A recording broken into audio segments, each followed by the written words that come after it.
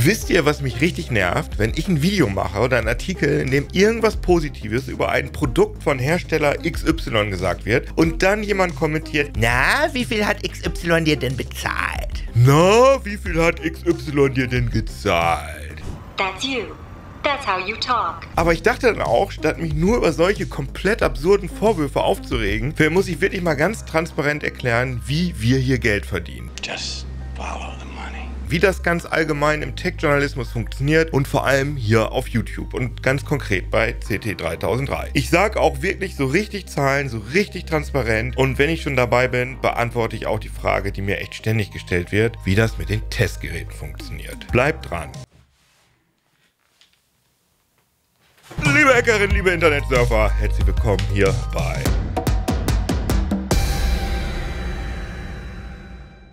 Das hier ist übrigens unser ungefähr 100. Video bei CT3003. Und da haben wir uns gedacht, wir machen hier mal ein bisschen Innenansicht. Übrigens komplett ohne Werbung, ohne Sponsor. Wir verdienen keinen Cent an diesem Video. YouTube sollte euch auch keinerlei Werbezeug anzeigen. Das kann man als YouTuber nämlich an- und ausschalten. Man kann sogar genau festlegen, ob es Werbung vor dem Video, danach oder mittendrin geben soll und ob die überspringbar sein soll und so weiter und so weiter. Allerdings nicht, was das für Werbung ist, also von welchen Unternehmen die kommt. Und viele Leute denken ja, dass diese von YouTube ausgespielte Werbung die Haupteinnahmequelle für YouTuber ist. Ich kann hier natürlich nur für diesen Channel sprechen, aber hier kann ich ganz klar sagen, von dem Geld könnte ich nicht mal meine Miete bezahlen. Und ich mache den Channel ja auch nicht alleine. Da sind Shine und Pascal, die machen das Visuelle und Schneiden. Da ist Lukas, der ist Redakteur. Da ist Hannah, die macht das Organisatorische. Da sind Mandy, Steffi von Sales. Und dann ist da ja auch noch die ganze CT-Redaktion.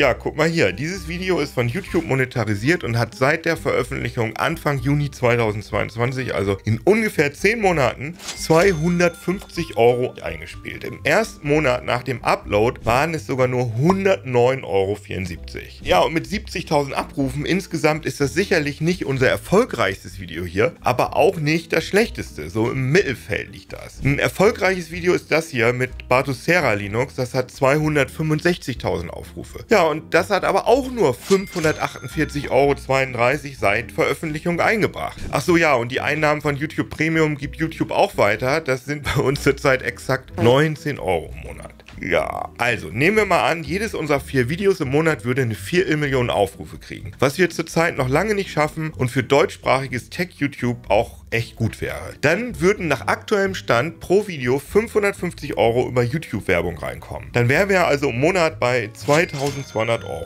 Und darauf sind natürlich auch noch Steuern zu zahlen. Ihr merkt schon, wenn man sich finanziell nur auf YouTube verlässt, ja, davon können nur so riesen YouTube-Kanäle leben mit Millionen Views. Euer kleiner, freundlicher Nachbarschafts-YouTube-Channel CT3003 muss sich da anders behelfen. Und wir machen ja bislang noch kein Merchandising, obwohl wir da ja schon Bock drauf hätten. Hättet ihr Interesse an T-Shirts, Socken, Jacken? Ich verkaufe diese modischen Lederjacken. Und ja, Affiliate-Links machen wir auch nicht so wahnsinnig viel. Das sind Links auf Online-Händler, wo wir einen kleinen Anteil von den Erlösen bekommen. Nee, also wer uns schon mal geguckt hat, weiß, wir bieten Sponsorings an. Also konkret nach der Begrüßung gibt es einen meist 30-sekündigen Werbeblock. Native heißt das in der Fachsprache, also nativ, weil einer der Menschen, die auch im eigentlichen Video zu sehen sind, die Werbung einsprechen. Also in unserem Fall ich.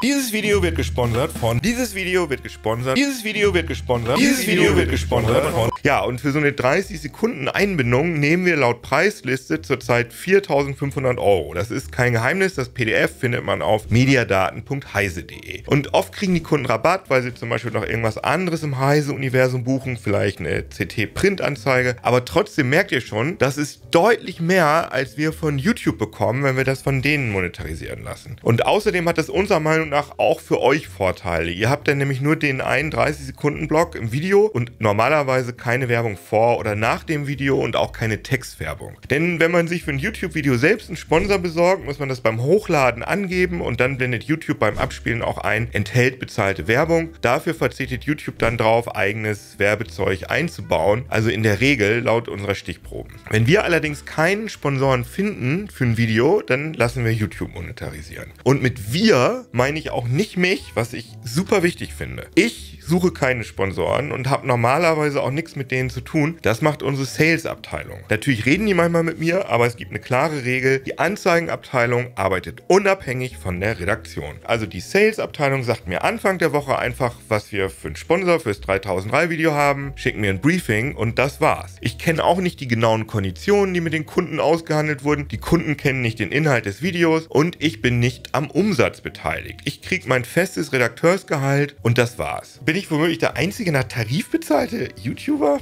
Naja, also das alles finde ich auf jeden Fall als Journalist am saubersten. Und klar ist das eine Gratwanderung. Da ich die Werbung präsentiere, würden mich einige Leute sicherlich als Influencer bezeichnen. Das ist mir klar. Aber ich habe für mich einige Regeln aufgestellt. Ich beschreibe die Produkte, für die wir Werbung machen, sachlich, sage aber keine Dinge wie, ich benutze das Produkt selbst. Und zwar auch dann nicht, wenn ich das Produkt in der Realität selbst benutze. Außerdem ist, wie gesagt, mein Gehalt abgekoppelt von den Sponsoring-Erlösen. Und ganz wichtig, wenn wir unseren 30 Sekunden Werbeblock haben, dann steht da oben Werbung. Und wenn da oben Werbung steht, ja, dann ist das, was ich sage, Werbung. Wenn da nicht Werbung steht, dann ist das, was ich sage, niemals Werbung. Also niemand hat dafür bezahlt, dass ich sage, was ich sage. Und nein, noch vor ein paar Jahren hätte ich mir auch nicht vorstellen können, als seriöser, echter Journalist in irgendeiner Form Werbung in den Mund zu nehmen. Aber die Welt hat sich weitergedreht. Die alten Erlösmodelle in den Medien, also zum Beispiel Printanzeigen, ja, könnt ihr euch denken, wie das weitergeht. Das hat viele Jahrzehnte richtig gut funktioniert. Also bei CT arbeiten über 50 Redakteure. Aber die Auflage der Print-CT sinkt. Und ich bin, glaube ich, kein Pessimist, wenn ich sage, dass die auch weiter sinken wird. Immer weniger Leute geben Geld für Papier aus. Und da muss man sich dann überlegen, wie man die finanziert bekommt. Das geht ja nun nicht mit Printanzeigen. Und klar, man könnte unsere 3003 Videos hinter eine Paywall werfen. Also zum Beispiel bei Heise Plus. Aber dann würden wir nicht von den Empfehlungsalgorithmen hier bei YouTube profitieren, die uns ja ermöglichen, dass unsere Videos auch Leute sehen, die vorher noch nie mit CT oder Heise Online zu tun hatten.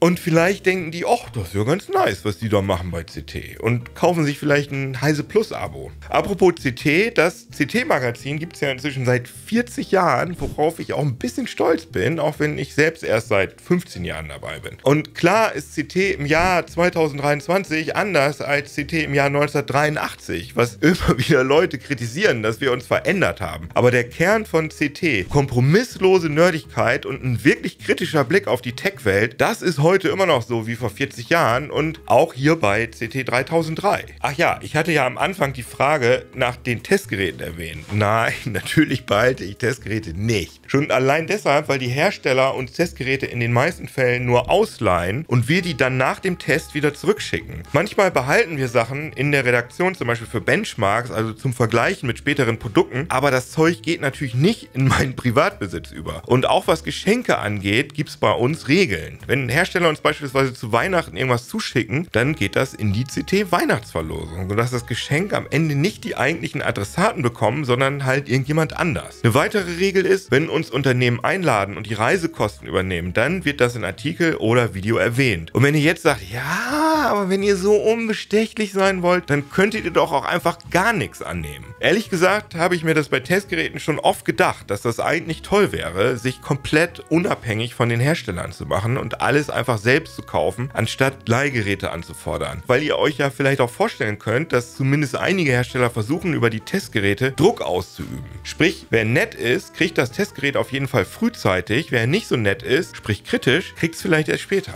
Aber die Erfahrung zeigt, dass im Tech-Journalismus ein frühes Preview oder Hands-on viel mehr Aufmerksamkeit bekommt als ein aufwendiger Test, der zu einem späteren Zeitpunkt erscheint. Ein gutes Beispiel ist die PlayStation VR 2. Sony hatte uns nach London eingeladen, um Monate vor Veröffentlichung das Teil für einen Tag Probe zu spielen. Das Video dazu hat über 229.000 Aufrufe. Der eigentliche Test, für den wir die PSVR 2 viel intensiver und länger getestet haben als bei der Vorschau-Veranstaltung, hat weniger als ein Viertel der Aufrufe. Und klar, es ist für euch da draußen natürlich super, wenn ihr von uns schon vor Verkaufsstart eine Einschätzung bekommt. Nur muss man da dann halt wirklich wirklich mit den Herstellern zusammenarbeiten. Wir überlegen uns das mal weiter, wie wir das machen mit den Testgeräten. Ihr merkt, das ist alles nicht so einfach mit dem Tech-Journalismus. Ihr könnt mir aber wirklich glauben, dass ich diese Videos immer für euch da draußen machen werde und nicht für die Hersteller oder irgendwelche Sponsoren. Aber ohne Sponsoren wäre dieser Channel zurzeit nicht möglich. Das muss man einfach so sagen. Was meint ihr dazu? Stört euch die Werbung? Wären euch Videos hinter der Heise Plus Paywall lieber, aber dafür ohne Werbung? Gerne in die Kommentare schreiben und gerne abonnieren und gerne Daumen drücken, dass CT 3003 genauso alt wird wie CT. Oder noch älter. Tschüss.